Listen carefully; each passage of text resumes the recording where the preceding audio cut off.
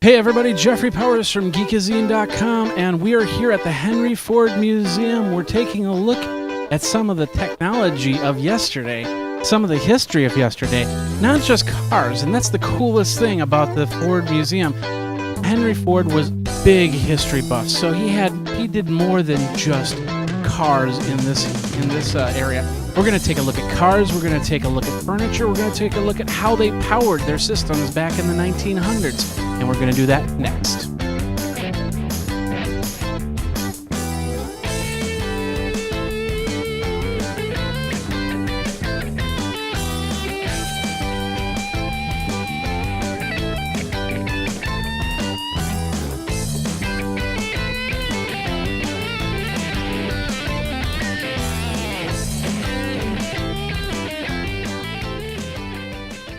So what we got here is the 1981 Checker Marathon cab. Of course, these were the cabs from the 80s, and of course you see the checker stripes on the sides and the famous yellow cab vehicles. But the one thing that I'm surprised is $1.15 for the first eighth mile, 15 cents each additional eighth mile.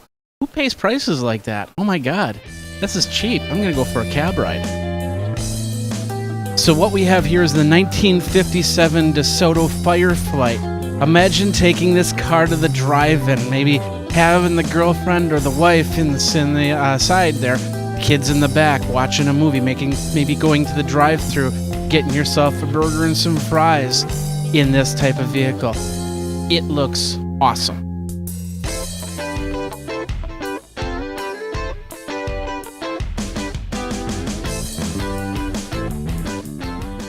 Of course, coming to the Ford Museum, you see more than just Fords here. We're taking a look at the VW bus. I think this is the model my grandma actually had, which is pretty cool. As you can see, it's a full camper bus. This is a 1959 Volkswagen Westphalia camper bus. And, of course, they've got different camper buses here. Let's go around and take a look at the other ones we have. So we have the camper bus here. What we have here is the 1949 Airstream Trailwind. And then right here, this is actually pretty cool. It's called the Gilkey tent trailer. Around 1927 that they're figuring on that.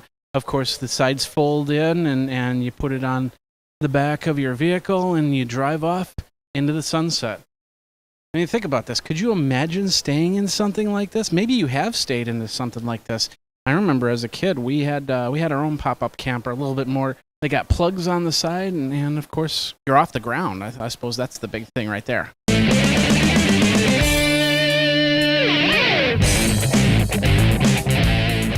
Okay, what we've got here is the 1903 Packard Model F Runabout. It's what's called Old Pacific, and basically two men took this car across the United States, which is why you see the mud, which is why you see the dirt. And of course, on the back here, it says San Francisco. And they went from San Francisco all the way up to the East Coast. And of course, back then, you didn't have roads like we do now. You had to go through the dirt and the mud. And that's what this vehicle did. This is the second car that has done that. Packard employee Tom Fetch drove, and Marius Krarup, who was the editor of Automobile, filed stories for the magazine. The two people went from San Francisco to New York. It took 61 days to go across the country.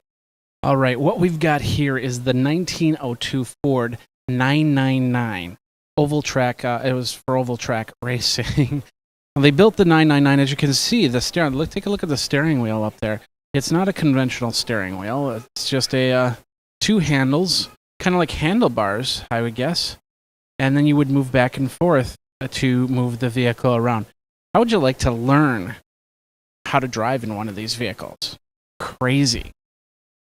This one here is the 1965 Lotus for oval track racing.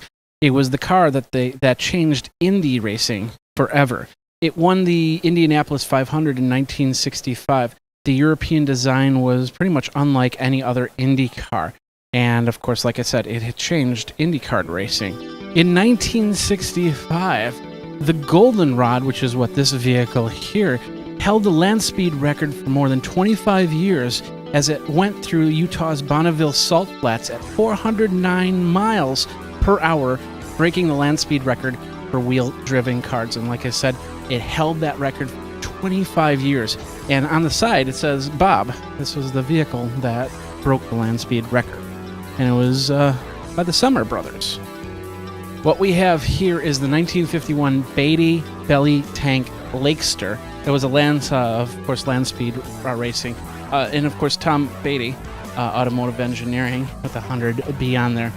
This also raced on the Salt Flats of Utah. This had rear suspension and a new feature called supercharging to the vehicle.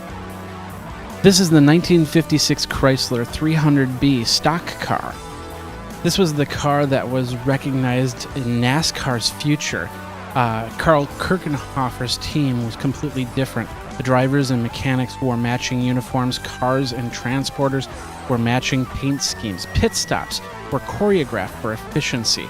Of course, this comes from a group that comes from my home state of Wisconsin. Of course, they went to North Carolina to get closer to NASCAR's home. And other teams soon followed suit. And of course, we have the pit teams in NASCAR today. Of course, if you wanted to ride the bus, you would be riding in one of these. It's the 1906 Rapid Bus, for a great way for saving money and getting to work on time, and going to the grocery store, going home. This is the 1951 Crosley Hotshot Roadster. It was Powell Crosley's brainchild right there, and he thought a small affordable car might appeal to Americans. It was a $924 Roadster that had an overhead cam engine and removable doors. It won races against foreign sports cars and lost in the U.S. sales race to big American machines. This one is the 1913 Scripps Booth Rocket, and it kind of looks like something you would see in the movie Cars. But this was Europe's answer to a slim, light, cheap, and motorcycle-type engine. So it does have a motorcycle engine in here. By 1914, you could choose from over 80 homegrown versions, and a lot of them were poorly built and fell apart on the unpaved roads. What we have right here is the 1931 Duesenberg Model J, which is a convertible Victoria. It was built by Fred Duesenberg, and he basically included a 265 horsepower engine that could push the car into a 116 mile per hour top speed. This is the 1912 Rambler Knickerbocker Limousine. It's 7 feet 7 inches tall and was designed to make a grand entrance.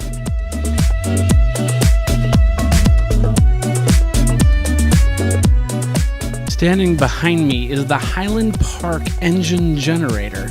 It was built in 1912 and, of course, powered Highland Park in Michigan. It generated 4,000 kilowatts, 250 volts in DC. It was manufactured by the Crocker Wheeler Electric Motor Company in New Jersey, and the engine had 6,000 horsepower and 80 RPMs. Marty, we have to produce the 1.21 gigawatts to get this car back to 1985. Okay, maybe that's not the DeLorean, but looks pretty impressive. Actually, what this is the electric generator from 1897. It was an alternating current generator which supplied power to the Bunker Hill and Sullivan silver mine in Idaho. It was installed in 1897 and replaced a pair of Edison direct current generators.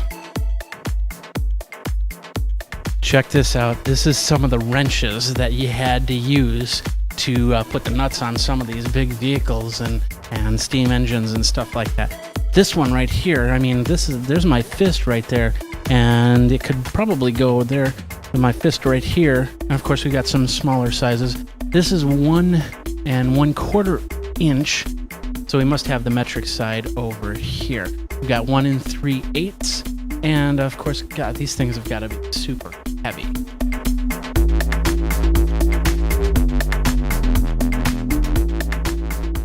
Here we're seeing the inside of the turbine generator. Hello! Of course, as you can see, the big blades that run this massive machine. I wouldn't want to get my hands stuck in there, that's for sure. But of course, this is all cut out so you can see the inside. All steel, all iron, all amazing. This is what they used to generate power back in the early 1900s. Check this out. This is a marine steam engine from 1875. Of course, steam power was just as important as water on land. And in 1807, Robert Fulton demonstrated the real potential for steam-powered boats. This may look like some weird steampunk contraption, but this was made by the Edison General Electric Company of Schenectady, New York Works, and this would put out 200 kilowatts. Dynamic. All right, what we got right here is the 1952 Wienermobile. You wish you were an Oscar Mayer wiener? Well, I wish I had an Oscar Mayer Wienermobile. Of course, being from Madison, Wisconsin, I've seen many iterations of the Wienermobile. The first Wienermobile came in 1936. Like I said, this is 1952 model. And of course, there's been thousands of Wienermobiles since. Everything from the size of this vehicle, a lot bigger, and of course, a lot smaller, the size of a Mini Cooper. All right, what's your name? Noah. Hey, Noah. So now you feel like you know what it feels like to actually be part of an Oscar Mayer hot dog, correct? Yeah. Cool. Well, you can come to the Ford Museum and actually see and actually get into a hot dog bun, which is pretty cool. Thanks, Noah. Of course, Ford also experimented in tractors and, of course, farm equipment. And, of course, this is the Henry Ford's experimental tractor right here. Could you imagine sitting on that seat on this tractor for 8 hours a day, 10 hours a day, 7 days a week on your farm? Of course, this helped immensely from what we had before then. But I am glad that we've evolved from this tractor.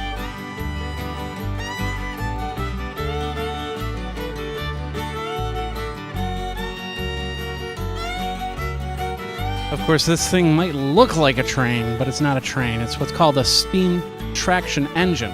And of course, these were used before your modern day tractor was even invented. This would be perfect for any man cave. This chair used oak, steer horn, and the feet were made of glass. All right, there's so much to the Henry Ford Museum. We're in the Timepieces Hall, which basically shows you all the clocks and all the timepieces of yesterday and today. Like, for instance, this nice piece for the tower clock up here, grandfather clocks, Massachusetts shelf clocks, so on and so forth. Tons of historical information, data here at the Henry Ford Museum. I wish I could show it all to you, but yeah, I'm just running out of time and camera battery for that matter. So my name is Jeffrey Powers. Thanks a lot for taking this small but very fun tour of the Henry Ford Museum. I'm going to try and get it back here next time and do some more for you. So you can check everything out over at Geekazine. Of course, you can Twitter me at Geekazine. And, of course, go over to geekazine.com, check out all the shows. We'll have a lot of cool stuff from Ford coming up with Go Further with Ford. So you can check that all out. Thanks a lot for watching, and we'll see you next time.